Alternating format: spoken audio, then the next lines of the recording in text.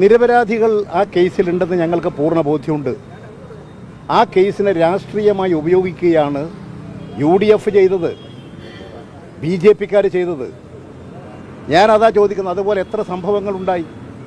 കഴിഞ്ഞ ആഴ്ചയിലല്ലേ വയനാട്ടിൽ കോൺഗ്രസിൻ്റെ DCC സെക്രട്ടറിയും മകനും, യഥാർത്ഥത്തിൽ അതൊരു കൊലപാതകമല്ലേ, ആത്മഹത്യയാണെങ്കിലും സഹകരണ സ്ഥാപനങ്ങളിൽ നിന്ന് കോടികൾ വാങ്ങി ആ നേതാവിനെയും മകനെയും ജീവിക്കാൻ കഴിയാത്ത സാഹചര്യം ഉണ്ടാക്കി അവർ ആത്മഹത്യ ചെയ്തില്ലേ?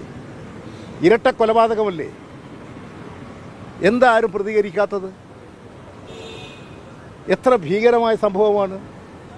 നിങ്ങളീ പറയുന്ന പെരിയക്കടുത്താണ് ചീമേനി.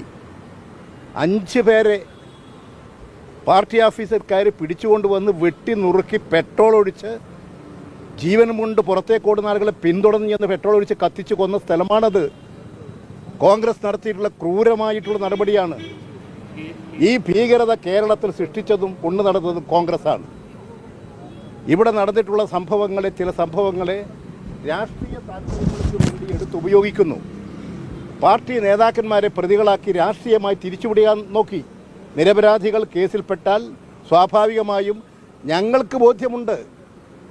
KV കുഞ്ഞിരാമൻ MLA പോലെ, ex-MLA പോലെയുള്ള ഒരാൾ ബോധപൂർവം കേസിൽപ്പെടുത്തി, CBI ഉപയോഗിച്ച് കേസിൽപ്പെടുത്തി കുറ്റം ആരോപിച്ച് പാർട്ടിയെ ആക്രമിക്കുമ്പോൾ ഞങ്ങൾ നിങ്ങളോടൊപ്പം ചേരണോ? നിങ്ങൾ പാർട്ടി ആക്രമിക്കുമ്പോൾ നിങ്ങളോടൊപ്പം ഞങ്ങളും ചേരണോ? നിങ്ങൾ ചെയ്യുന്നത് ഒരു വസ്തുതാപരമായിട്ടുള്ള കാര്യങ്ങളേ അല്ല. നിങ്ങൾ സത്യസന്ധമായി പ്രവർത്തിക്കുമ്പോൾ നിങ്ങളോടൊപ്പം ഞങ്ങളുണ്ടാകും.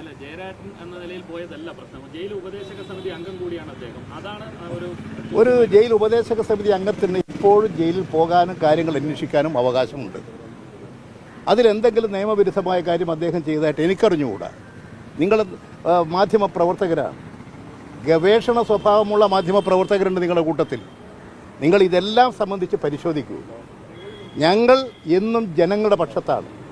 എല്ലാ മനുഷ്യരെയും രക്ഷിക്കാൻ വേണ്ടി അക്ഷീണം പ്രവർത്തിച്ചുകൊണ്ടിരിക്കുന്ന ആളുകളാണ് ഞങ്ങളൊക്കെ. എന്നെ കൊല്ലാൻ വന്നതല്ല ഈ കേരളത്തിൽ. വാടക കൊലയാളികളെ എടുത്ത് എന്നെ വെടിവെച്ച് കൊല്ലാൻ പുറപ്പെട്ട കേരളമല്ലേ ഇത്? കോൺഗ്രസ് അല്ലേ ക്രിമിനലുകളെ, RSS ക്രിമിനലുകൾ ഉപയോഗിച്ചത്? എത്രയെത്ര സംഭവങ്ങൾ. അതൊന്നും നമ്മൾ അങ്ങനെ പെട്ടെന്ന് മറന്നു പോകരുത്. ചീമേനിയിലെ നിഷ്ഠൂരമായ കൊലപാതകം, ഇന്നലെ റിജിത്തിൻ്റെ വിധി, എനിക്ക് തോന്നുന്നു തിങ്കളാഴ്ച അവൻ്റെ വിധി വരുന്നുണ്ട്. എത്ര നിഷ്ഠൂരമായ കൊലപാതകമാണത്. അതുകൊണ്ട് ഞങ്ങൾ ഒരു കൊലപാതകത്തെയും പ്രോത്സാഹിപ്പിക്കാറില്ല. രാജ്യത്ത് സമാധാനവും ജനസംരക്ഷണവും ഉറപ്പുവരുത്താൻ അങ്ങേറ്റം ത്യാഗങ്ങളും കഷ്ടപ്പാടുകളും സഹിച്ച് പ്രവർത്തിച്ചുകൊണ്ടിരിക്കുന്ന ജനങ്ങളുടെ പാർട്ടിയാണ് കമ്മ്യൂണിസ്റ്റ് പാർട്ടി മാർക്സിസ്റ്റ്.